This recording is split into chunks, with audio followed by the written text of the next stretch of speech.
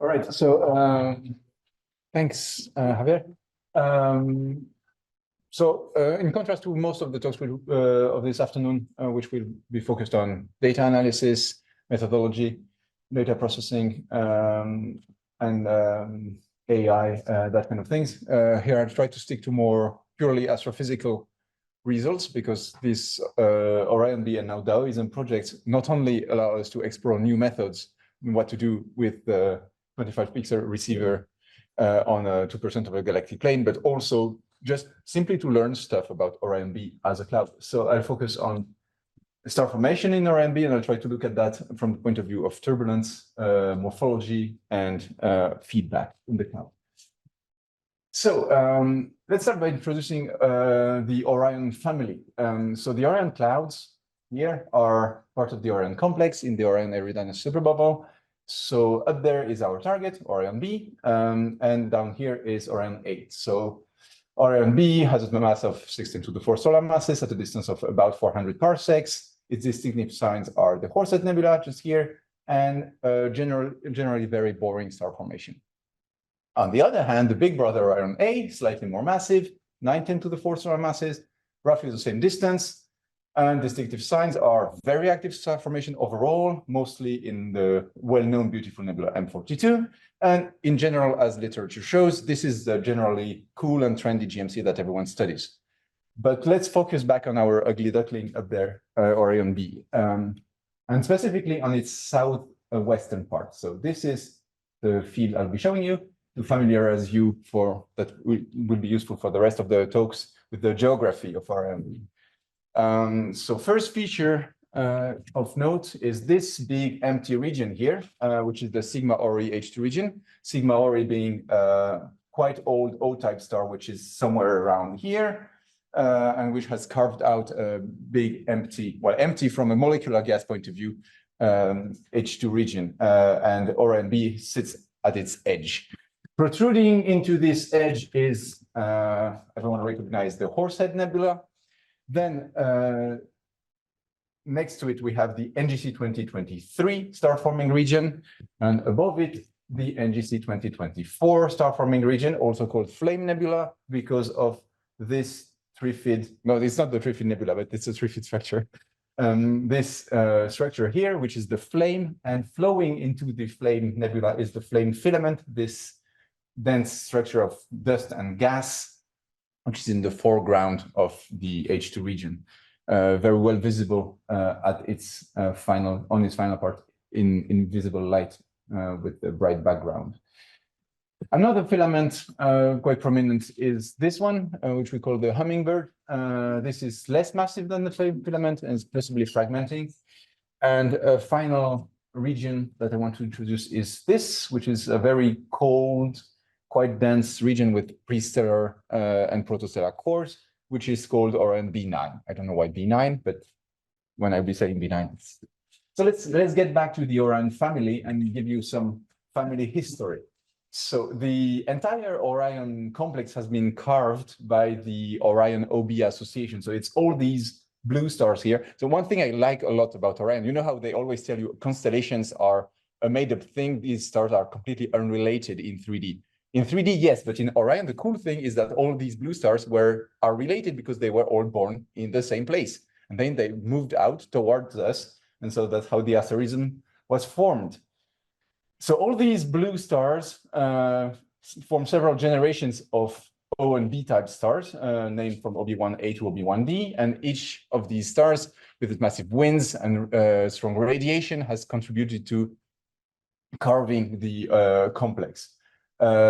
Activity started around 8 to 12 million years ago, which, by the way, is more or less the age of this one, which isn't blue anymore, Betelgeuse.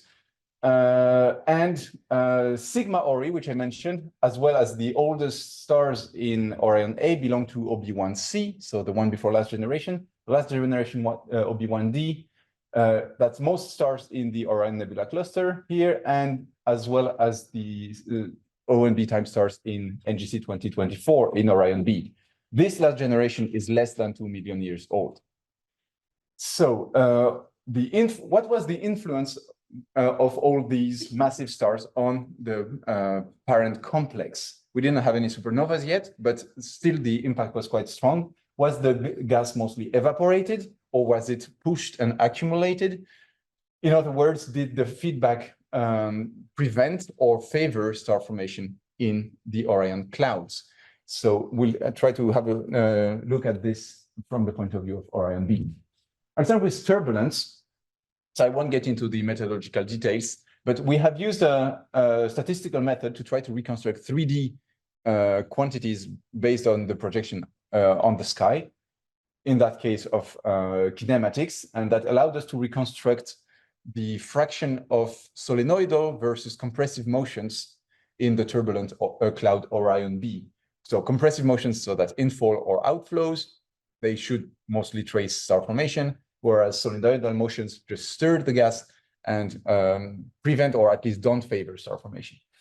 What we found is that on large scales, the solenoidal fraction, as measured by 13CO, is very high. So equipartition should be at 2/3. We're above equipartition, so we have a cloud which is particularly solenoidal. So it should be particularly bad at forming stars.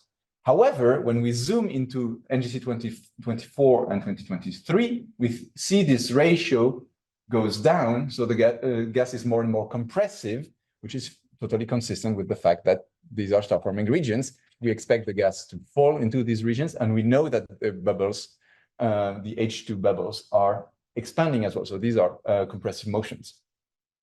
And this is totally consistent with the fact that we are dealing with the nearby GMC with the lowest star formation efficiency, and that we, however, still have active star formation in mostly in NGC 2024. We have expanded on this study using 3 tracers instead of 1, so C18O, 13CO, and HCO+, which trace gas of decreasing density, first order. The preliminary results we have is that the solenoidal fraction is higher in the east than in the west. So the pilot study was in the west only. And as you can see, I have overlaid the young stellar objects here. The red ones are the youngest ones. White ones are slightly older, more evolved. We can see that, for example, when we zoom onto the star-forming region, Orion B9 is less compressive than the 2 previous star-forming regions, which again is consistent with the fact that here we expect to have infall because we have protostars forming, but we don't have expansion yet because we don't have an H2 region growing, unlike in the other 2. We have qualitatively consistent behavior between the tracers, but we're not sure about how to interpret the differences, the quantitative differences between one tracer and the other. So this is an avenue which we are currently exploring. Then let's move to morphology. Most of you have heard about filaments as being a place where dense cores are formed and where then stars are being born. So we used C18O, which is typically used as a good tracer of the quite high density expected for filaments, to study the filamentary network in the western part of Orion B. And we found a few results, some of which are very consistent with other filament studies in other clouds, and some which were more surprising. So this is consistent with everything else. The typical width of the filaments was of the order of 0.1, 0.12 parsecs. We were able to observe that turbulence is being dissipated towards the center of filaments. So that's pretty normal. And we were able to see as well that the mass found in the densest filaments, the supercritical filaments, was consistent. The fraction of the mass contained in these supercritical filaments was consistent with the star formation efficiency of the cloud. However, what we see here in this network of filaments is that this fraction of supercritical filaments is very low, and that's due to the fact that the filament densities are very low compared to what is found elsewhere. So this is the distribution of linear density of filaments. A typical distribution in most other studied clouds, being small clouds like Taurus or Orion A, is about 1.5 order of magnitude higher. And turbulence remains supersonic in most of filaments in Orion B. Again, and both these things mean that the filaments are stable against gravitational collapse. They are not massive, they are supported by turbulence, they are not collapsing. And however, they already structure the cloud even at these low densities. We then again expanded the study to the entire field, and we found that it's hard to quantify. The field is more filamentary towards the west than it is towards the east. There's a few structures, but most of the filamentary structures lie. So this is a measure of filamentariness, if you will. Most filamentary structures lie in the west. 2 minutes. Sorry? 2 minutes. Yep, okay. And we have also measured the motions around these filaments and have found that around the most prominent filaments near the edge of the cloud and around the GC 2024, these motions are mostly driven by lateral pressure from these H2 regions.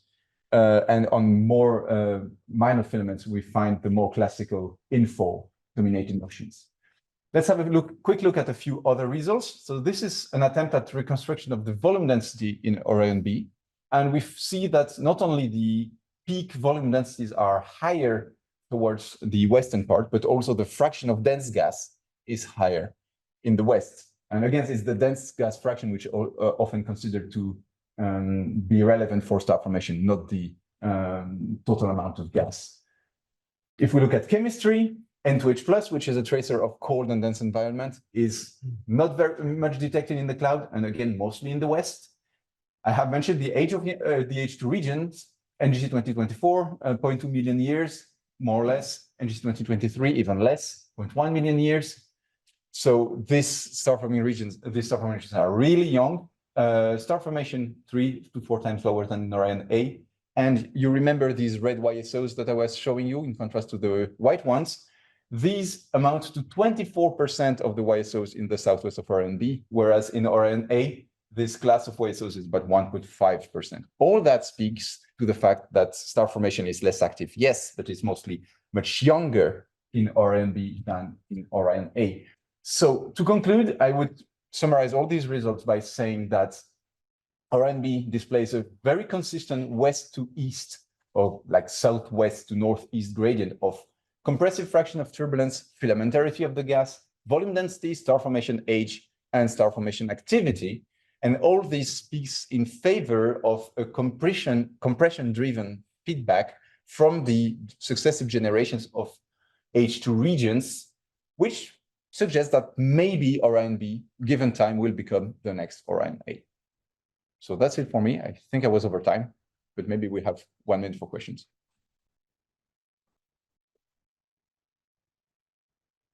Very nice. So, any question to John? Well, when I see filaments, I associate filaments with stars because the filaments are the ones that channel the gas towards reservoirs, and in these reservoirs you see the star formation. Mm-hmm. Now, here you have plenty of filamentary structures. Mm-hmm. So I wonder how many of them are real filaments or just projection effects that you see in the. I need more than 2 minutes to answer this question. So 2 things. One is a matter of scale. So when we are mentioning filaments which directly feed a star, we are typically looking at smaller scales and at the inner parts of these so-called hub filament systems, which here, for example, would be the intersection. I don't really have, well, maybe this example, an intersection of several quite massive filaments would be a hub filament system. And then here you would form a massive protostars, which will then be fed by filaments which are even denser and smaller than that. So we're not talking 0.1 parsec diameter.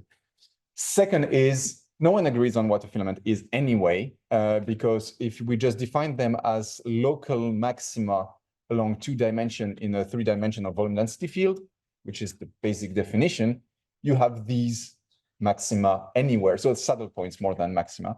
2D saddle points in the 3D field. These exist everywhere. If we project them in 2D, they exist everywhere as well, in diffuse medium as well. So then it's a lot of deciding on criteria on which no one agrees really. But so that would require a longer discussion on whether these filaments are real or not. Part of that study was to try to be as neutral as possible in the selection criteria, but it's not an obvious answer. Okay, so you know that we have like 2,000 people on Zoom, and there are some Oh, I have a question. Ashley is going to ask you something. Ashley, do you hear us? Can you unmute yourself? Yeah, sure. I can ask. Can you hear me? Yeah. Yes. Awesome. So in your column density maps, there was a lot of compact, high density regions, high volume density regions, the right-hand map, Yes. in the low column density part of the left-hand map. What is Yes. that? Are those real? Two answers here again. One is that the right-hand side map is the peak volume density, meaning the highest volume density reached along a line of sight, because I didn't have a way to easily display that in 3D. So that enhances visually the contrast of a line of sight which contains a blob denser than its neighbors. So there's a visual effect here. So it might be a low column density with one blob somewhere, and that pops out immediately. Second is the fact that this reconstruction uses basically more or less dendrograms. And unless the data is purely noiseless, and add to that the smallest amount of turbulence, then you get ripples in the column density, which generate local maxima of column density, which are then picked up as maxima of volume density, and therefore they look core-like. But if you look at like the lower left corner of the peak volume density map, you have these all these dense-ish structure which come out, but which reach actually volume densities of maybe a few tens of H2 per cubic centimeter, which actually isn't that much. It's just, it pops out in the image, but it isn't that much. So in terms of looking at dense cores, we should look at everything that's orange or yellow only. Does that answer the question? Yep, perfect, thanks. Okay, so I have a final quick question. I've seen that in your latest studies, you start to use also the HCO plus line profile. Yes. So is it for the kinematics? I mean, because this line becomes easily opaque and it can have significant line broadening. Yes, that's part of the why we don't know how to interpret the differences between the different lines yet, because there's a whole can of worms with using H2A plus, HCO plus. Sorry. Yeah, this is not straightforward at all. So it might be some. The thing is, basically, the assumptions made with 13C18O, we can keep them valid for most of the field. So it's mostly optically thin, given the densities we have. It's mostly tracing that kind of density. HCO plus has several significantly different regimes over significant fractions of the map. So that becomes more challenging. Okay, so perfect. So, okay, thank you very much. And let's move to the next speaker.